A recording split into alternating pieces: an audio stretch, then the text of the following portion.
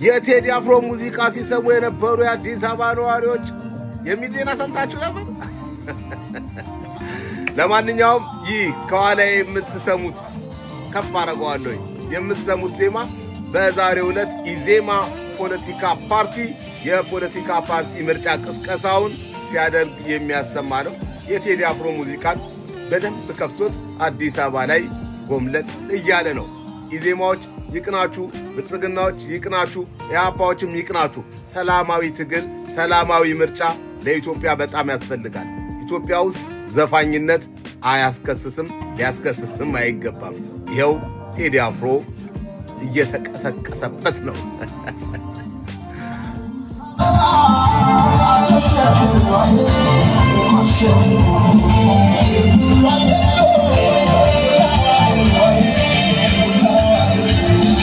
አፍሪካን አንድ ለማድረግ የሞከረ ህዝብ ለራሱ አንድ መሆን አቅቶት ስቃይ ውስጥ ነው ያለው። በአሁኑ ሰዓት ሰውዳ እየበላን አገር ለማስቀጠል አይቻልም። የሚያሳዝን ትውልድ ነው። የዛ ትውልድ አካል ስለሆንን ነው በዚህ አይነት ጉዳይ ላይ እንድናተኮር ግድ የሆነው። አንድ ህዝብ እንደ አገር ሲኖር ብዙ ጊዜ የተለፋበት የተቀባበለ የትውልድ ቅብብል ውጤት ብዙ ዋጋ ተከፍሎበታል። በተለይ የኛ አባቶች የከፈሉት ዋጋ እንደዚህ በቀላሉ የሚጠቀስ አይደለም። በጣም ጨዋ ሰዎች ነበሩ። በጣም ግንዛቤያቸው ሰፊ ነበር። የመረዳት አቅማቸው ከፍተኛ ነበር። በጣም የሰለጠኑት አገር ልጅ ላይ ያሉት ሰዎች ጭንቅላት የሚፈትሽ ስራ ነው የሚሰሩት የነበረው። በጀግንነት በጦር ሜዳ ብቻ ድል ያደረጉ ሰዎች አይደለም። የመንግስታቱ ማህበር ጉባኤ የፈተኑ በሀቅ የቆሙ በወረቀት ላይ የተፈረመውን ነገር ለማስፈጸም የጸኑ ጨዋ ሰዎች ነበሩ። ፈትሸዋቸዋል፣ በርብረዋቸዋል። እነዛን ሰዎች እንዲህ አይነት አባቶች ክብር ሳይሰጣቸው የምንኖርበት አገር ላይ እንዲህ አይነት ልጆች ሊፈጠሩ አይችሉም። የሰው ዕዳ እየበላን አገር ለማስቀጠል አይቻልም።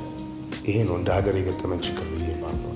ወጣቶች ወዴት እንደሚሄዱ የሚያሳይ ደግሞ ያለፈው ክፍል እነሱ ላይ ያተኮረ አካሄድ የለም እና መጀመሪያ ሀገር ማዳን ነው ቅድሚያ የሚሰጠው ነገር። ሁሉም ነገር ቅደም ተከተል አለው። የመጀመሪያው ምንድነው? የኢትዮጵያዊነትን ማዳን ያስፈልጋል። ኢትዮጵያዊነት ካልዳነ ማንም ይኖርበት ሀገር አይፈጠርም እዚህ ቦታ ላይ። ስለዚህ የኢኮኖሚያዊ ለውጥ ሊመጣ የሚያስፈልገው ነገር ለማድረግም ህዝብ መተባበር አለበት። አድዋ ላይ በአንድ ላይ ያዘመትከውን ኃይል በዛ ኃይል ወደ ልማት ለማሳተፍ ይቻላል። መንገዱም ይሄ ነው እና እንደዚህ አይነት ያካሄድ ጉድለቶች አሉ። ሁለተኛ ልጆች ተምረው ተሻሽለው መለወጥ ይፈልጋሉ።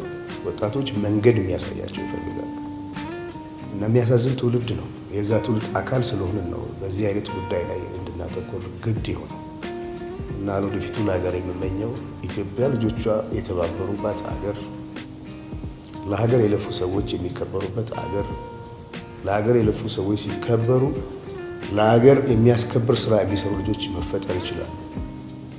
ከምንም በላይ ግጭቶችን አስወግደን በይቅርታና በምህረት በፍቅር በአንድነት ይሄንን መሰረት ያለው ህዝብ ወደ ዘላቂ ጉዞ ለመውሰድ ትልቅ መነቃቃትና መነሳሳት ያስፈልጋል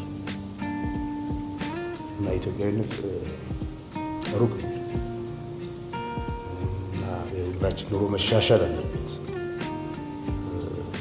ለዚህ ደግሞ ሁላችንም መተባበር አለብን። እንድንተባበር ካልቻልን፣ ታሪክ ካልተደገፈ፣ ማንነት ካልተደገፈ፣ አንድነት ካልተደገፈ፣ መቻቻል ካልተደገፈ፣ መቀራረብ ካሌለ እንዴት ተደርጎ ነው መሄድ የሚቻለው?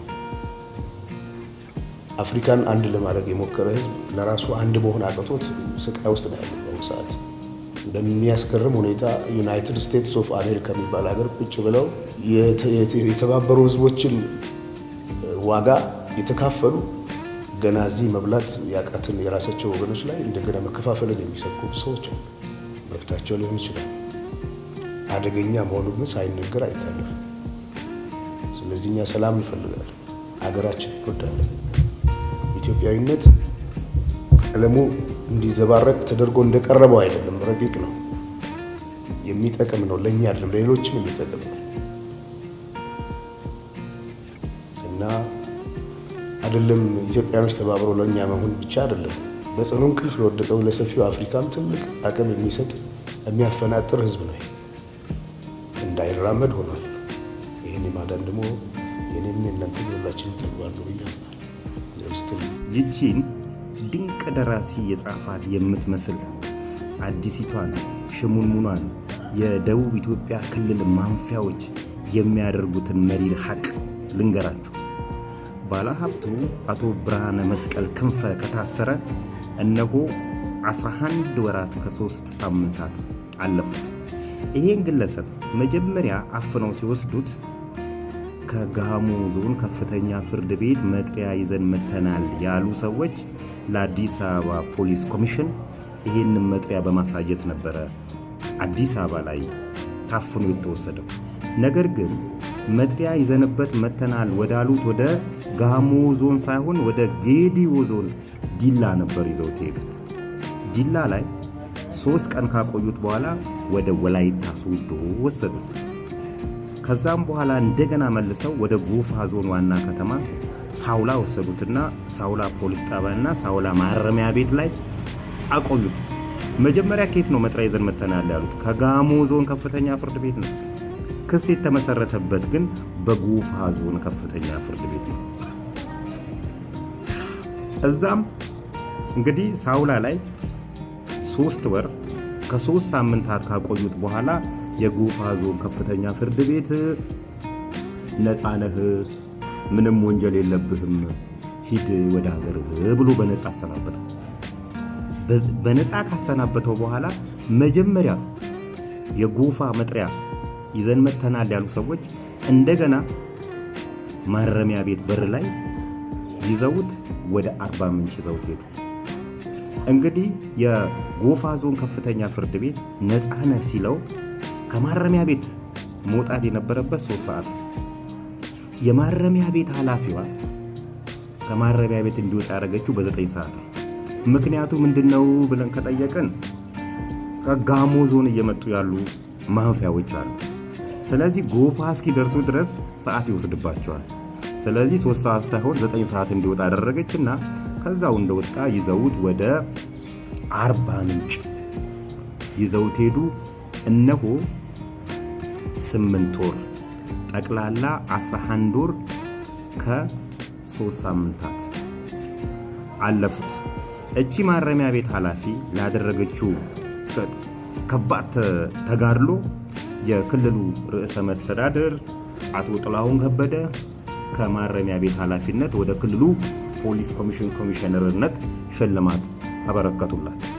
እንግዲህ አቶ ብርሃነ መስቀል ክንፈ ለምንድን ነው ይህን ያህል የሚሰቃየው ብለን ካለን የማራማይን የሚባል የከሰል ማዕድን ላይ የተሰማራ ድርጅት የከሰል ድንጋይ ለማውጣት ወደ ቀድሞ የደቡብ ኢትዮጵያ ክልል ይሄዳል። ፍቃድም ይሰጠዋል። የተሰጠው ፍቃድ 1 ማዕድኑን የመፈለግ ነው፣ ከሰል ነው።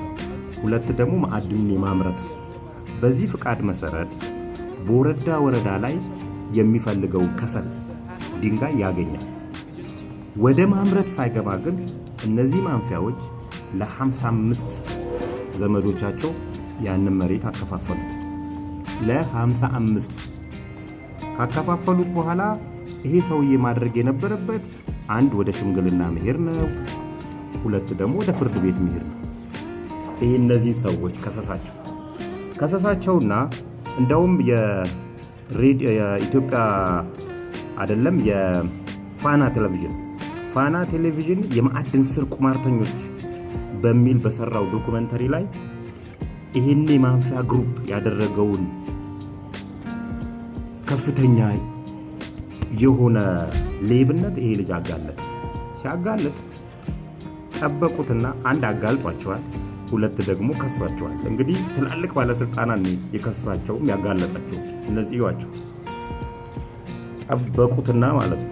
ነገሮች ሲረጋጉ ጠበቁትና ለምን አጋለጥከን፣ ለምን ከሰስከን በሚል ሁኔታ ፍትህ በእንዲህ ያህል ደረጃ እንድትዛባ ያደረጉ ነው። ፍትህ ለባለ ሀብቱ ለአቶ ብርሃነ መስቀል ክንፈ ፈቃድ ወስደን ወደ ስራ ገብተናል ማለት ነው። በማራ ማይነርስና በደቡብ ክልል ማዕድንና ኢነርጂ ኤጀንሲ መካከል በቀን 7ኛው ወር 2015 ዓ.ም ውል ታስሮ ድርጅቱ ያቀረበው የ6 ወራት የሥራ ፕሮግራም ጸድቆና የ3 ወራት የምርመራ ፈቃድ ተሰጥቶት ሥራ እንዲጀምር መደረጉን ሰነዶች ያሳያሉ። ውሉ በተፈጸመ በ27ኛው ቀን ግን ኤጀንሲው ባልተለመደ ተግባር ተገለጠ።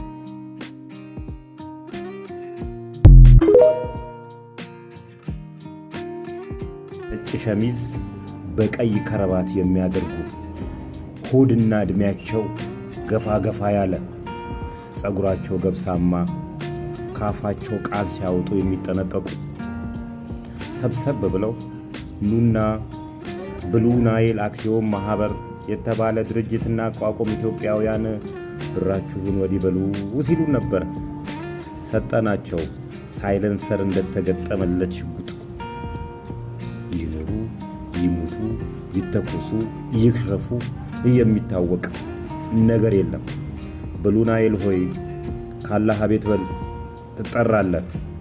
ኢትዮጵያ ውስጥ እንግዲህ ብዙ አክሲዮን ማህበሮች ሲቋቋሙ ተጮሁ ነው የተጋነነ ማስታወቂያ የተጋነነ ስከሳ የነበረባቸው ናቸው። አንዱ ብሉ ናይል ነው።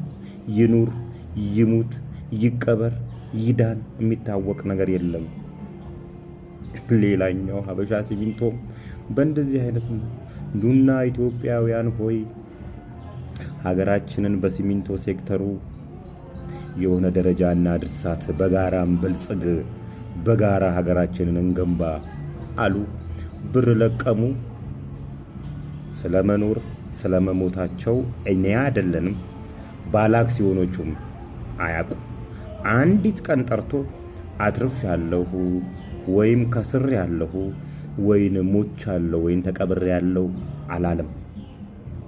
ወሊፍ ትራንስፖርት የትራንስፖርት ሴክተሩን ከፍ እናደርገዋለን፣ ኑ በጋራ እንስራ ስትሉን ነበር። ብር ለቀማችሁ፣ ትሞቱ ትኖሩ ትጥፉ የሚታወቅ ነገር የለም። 4-5 መኪኖች ገዝታችሁ ነበር አይተናል። ነገር ግን አንድ ቀን ኢንካም ስቴትመንታችሁን ባላንስ ሽታችሁን አላሳያችሁንም እያሉ ነው ስቶክ ሆልደሮቹ። ስለዚህ ካላችሁ አቤት በሉ። እነዚህ ድርጅቶች ሲቋቋሙ ጮኸው ነበር የተቋቋሙት። ቢዝነስ ሲመራ ጥልቅ ዲሲፕሊን ያስፈልጋል።